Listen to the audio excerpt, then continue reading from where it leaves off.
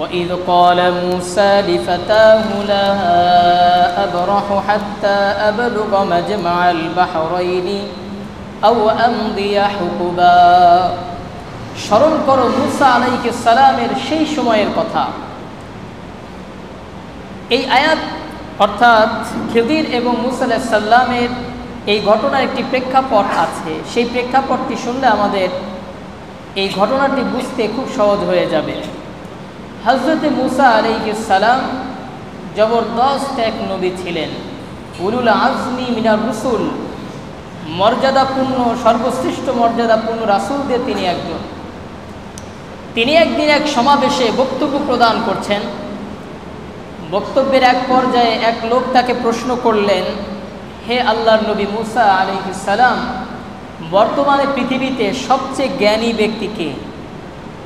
হযরতে মুসা আলাইহিস সালাম তিনি বললেন, বর্তমান পৃথিবীতে সবচেয়ে জ্ঞানী ব্যক্তি আমি।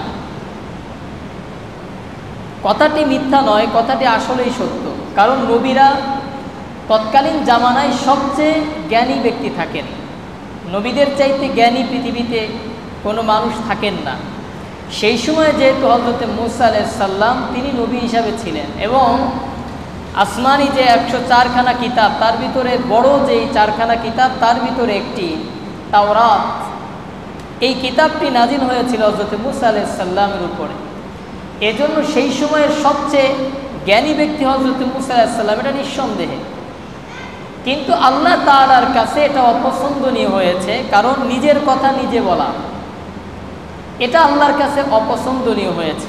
কারণ নিজের কথা নিজে বললে সেটা অহংকারের শামিল হয়ে যায়। আর নবী যদিও এটা ভুল নয়, এরপরেও ছোট্ট একটা বিচ্যুতি, এটাও নবী থেকে আল্লাহ তাআলা আশা করেন।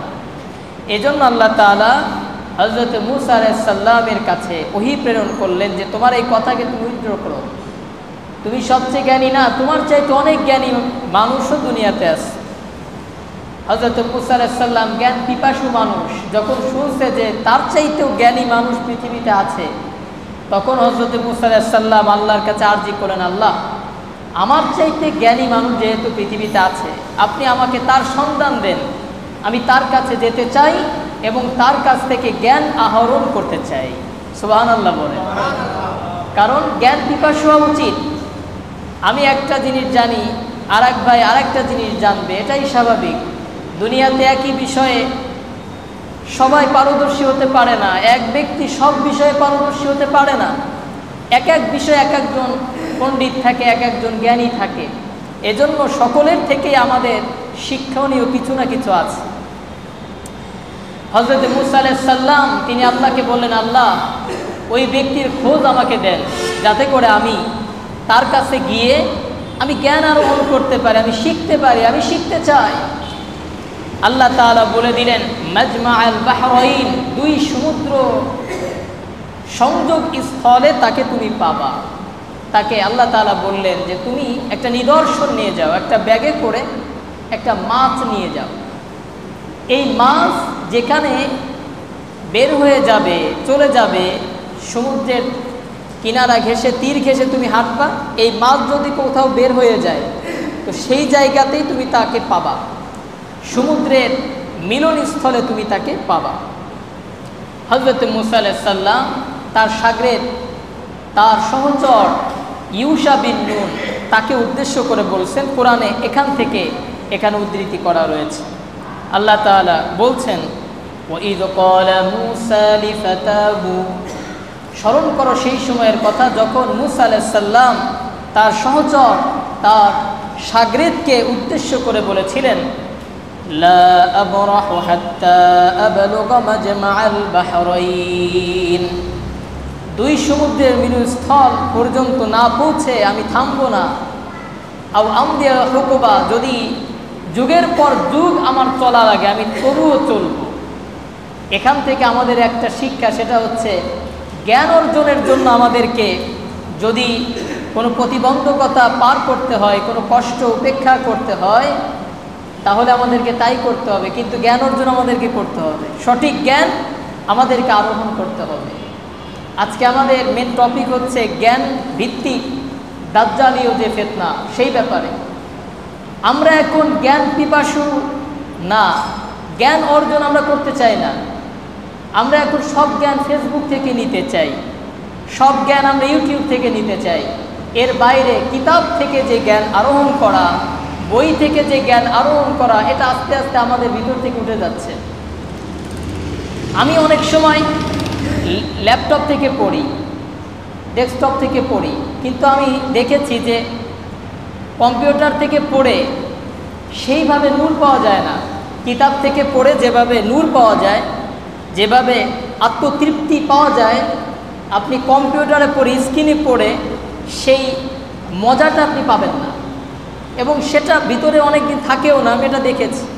কারণ এই কিতাবের যিনি লেখক, যিনি মুসান্নিফ, তিনি যখন কিতাব লিখেছেন তার অজস্র তার চেষ্টা, মুজাহাদা, কলম আর খাতার ভিতরে রয়ে গেছে, যেখান থেকে আপনি নূর আরোহণ করতে পারবেন। এজন্য জ্ঞান আমাদেরকে অর্জন করতে হবে। যদি কেউ আরামে জ্ঞান অর্জন করতে চায়, সেই জ্ঞানও সুন্দর হয় না। দেখবেন বাংলাদেশে কওমি নেশাবে যারা পড়ালেখা করে, এরা কোরআন হাদিসের অগাধ এলেম অর্জন করা তাদের জন্য সহজ হয়। এবং যারা দেখবেন খুব মডার্নাইজড করে পড়ালেখা করতেছে, খুব আরামের সাথে পড়ালেখা করতেছে, তারা কোরআন হাদিসের হয়তো শিক্ষা অর্জন করতে পারে, কিন্তু নূর তারা 100% হাসিল করতে পারে না। কারণ পেট ভরা অবস্থায় আর খুব আরামের বিছানায় এলেম হাসিল করা বড়ই কঠিন। আর কওমি মাদ্রাসাগুলোতে দেখবেন তারা যে জায়গাতে ঘুমায়, শোয়, দেখবেন শুধু একটা খেতা পেড়েই সেখানে শুয়ে পড়ছে, ঘুমিয়ে পড়ছে।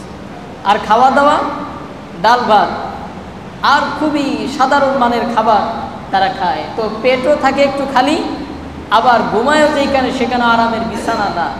তো কষ্ট করে যারা এলেম অর্জন করে, কোরআন হাদিস স্টাডি করে, পড়ালেখা করে, মুতাআলা করে, তো তাদের ভিতরে আল্লাহ তাআলা এলেম খুব দ্রুত দিয়ে দেন। সুবহানাল্লাহ। প্রিয় ভাইয়েরা, এই জন্য কষ্ট স্বীকার করা। হযরত মুসা আলাইহিস সালাম আমাদেরকে শিক্ষা দিচ্ছেন যে আমার যদি যুগের পর যুগও যদি আমার লাগে তাকে তালাশ করতে, আমি সেই কষ্ট আমি সহ্য করতে রাজি আছি, আমি চলতে থাকবো তাকে খোঁজ করার জন্য। فَلَمَّا بَلَغَا مَجْمَعَ بَيْنِهِمَا نَسِيَا حُوتَهُمَا فَاتَّخَذَ سَبِيلَهُ فِي الْبَحْرِ سَرَبًا। হযরত মুসা আলাইহিস সালাম ব্যাগে একটা মাছ নিলেন এবং দুজনেই এবার চলা শুরু করছে, সমুদ্র ঘেঁষা তীর দিয়ে চলা শুরু করেছে। চলতে চলতে চলতে চলতে এক জায়গাতে গিয়ে তারা একটু বিশ্রাম করার জন্য এক জায়গাতে পাথর মাথার নিচে দিয়ে ঘুমিয়ে পড়েছে। ঘুম থেকে উঠে আবার চলা শুরু করছে, কিন্তু এই ঘুমানোর অবস্থায় ইউশা বিন নুন জাগ্রত ছিল, মুসা আলাইহিস সালাম ঘুমন্ত ছিল।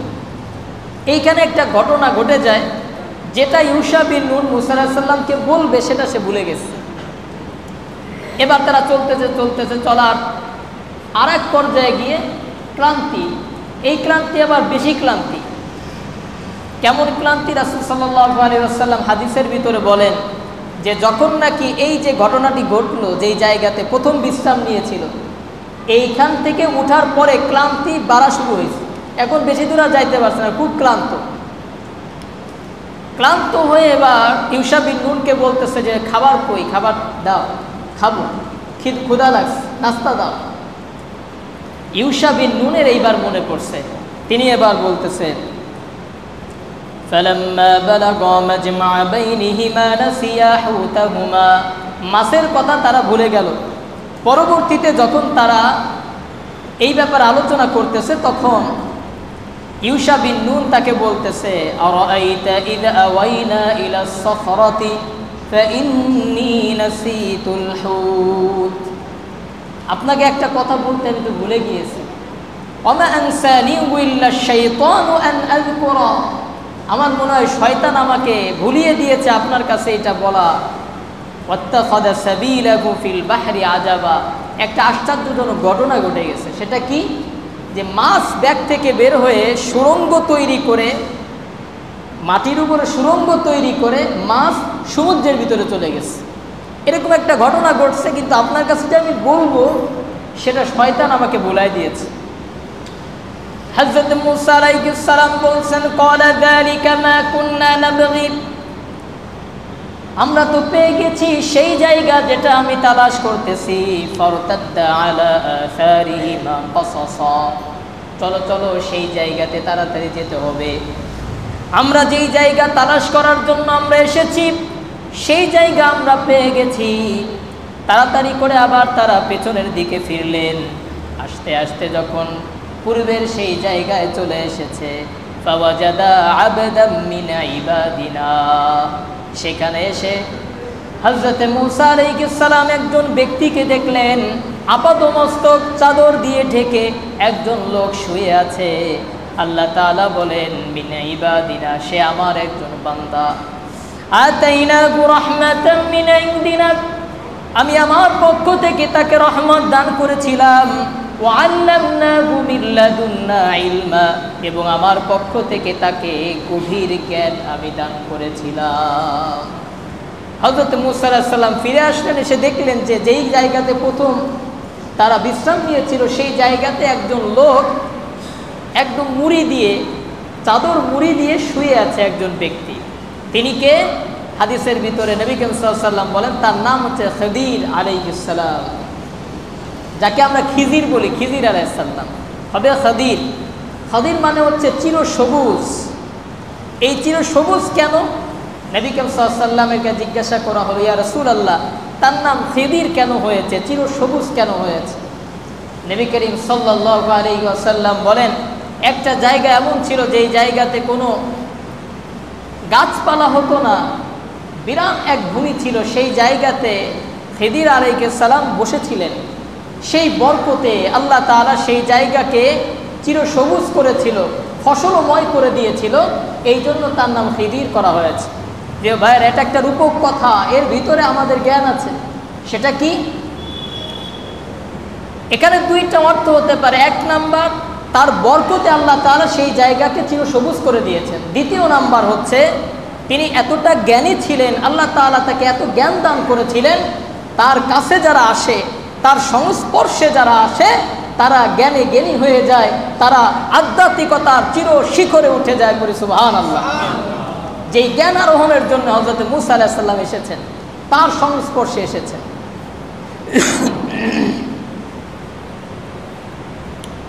হযরত মূসা আলাইহিস সালাম তার কাছে বললেন, ক্বালা লাহু মূসা হাল আত্তাবিউকা আলা আন তুআল্লিমানি মিম্মা উল্লিমতা রুশদা। হযরত মূসা আলাইহিস সালাম বললেন, আপনাকে আল্লাহ তাআলা অনেক জ্ঞান দান করেছেন, আমি চাই আপনার কাছ থেকে জ্ঞান অর্জন করতে। আপনি কি আপনার সাথে আমাকে রাখবেন? আপনার সাথে চলার অনুমতি কি আমাকে দেবেন নাকি? কারণ আপনাকে যেই জ্ঞান দেওয়া হয়েছে সেই জ্ঞান আমার কাছে নাই, অতএব আপনার সাথে আমাকে চলার অনুমতি দান করেন। খিদির আলাইহিস সালাম তাকে বললেন, ক্বালা ইন্নাকা লান তাসতাতিআ মাইয়া সাবরা, আমার সাথে চলবা ঠিক আছে, অনুমতি তো দেওয়াই যায়, তবে আমার সাথে চলার ধৈর্য তুমি ধারণ করতে পারবা না। আমার সাথে চললে আমি যে কাহিনীগুলো করব, কাহিনী করি আমি, যা আমার জ্ঞান আছে, কিন্তু তোমার সেই জ্ঞান না থাকার কারণে তুমি আমার সাথে চলতে ধৈর্য ধারণ করতে পারবা না। হযরত খিদির আলাইহিস সালাম বললেন, ওয়া কাইফা তাসবিরু আলা মা লাম তুহিত বিহি খুবরা, কেন তুমি ধৈর্য ধারণ করতে পারবা না? তার কারণ হলো, যে আধ্যাত্মিক জ্ঞান আমার ভিতরে আছে তোমার কাছে সেই আধ্যাত্মিক জ্ঞান নাই, এই জন্য তুমি ধৈর্য ধারণ করতে পারবা না। হযরত মূসা আলাইহিস সালাম তো নাফরবান্দা, তিনি তো জ্ঞান অর্জন করার জন্য গিয়েছেন। তিনি ডাক দিয়ে বলেন, সাতাজিদুনি ইনশাআল্লাহু সাবিরা, যদি আল্লাহ তাআলা চান তবে আমাকে আপনি ধৈর্যশীলদের অন্তর্ভুক্ত পাবেন। ওয়ালা আ'সি লাকা আমরা, আপনার কোনো আদেশের আমি অবাধ্য হব না, ইনশাআল্লাহ আমি আপনার সাথে ধৈর্যশীলতার পরিচয় দিব। قال فإن اتبعتني فلا تسألني عن شيء, খিদির আলাইহিস সালাম বললেন, শর্ত হলো তুমি আমার সাথে থাকবা, তবে আমাকে কোনো প্রশ্ন করতে পারবা না। আমার সাথে চলবা, আমি যাই করি, কোনো প্রশ্ন করতে পারবা না। হাত্তা উহদিসা লাকা মিনহু যিকরা, তবে আমি যদি নিজ থেকে তোমাকে কিছু বলি তো সেটা তুমি শুনবা, কিন্তু কোনো কিছু প্রশ্ন করবা না, এটা কেন করলেন, ওইটা কেন করলেন, এইভাবে প্রশ্ন করা যাবে না। প্রশ্ন করলেই তুমি আমার সাথে আর থাকতে পারবা না। হযরত মূসা আলাইহিস সালাম বলেন, ডান, ঠিক আছে, আমি কোনো প্রশ্ন আপনাকে করব না, আপনার সাথে চলতেছি।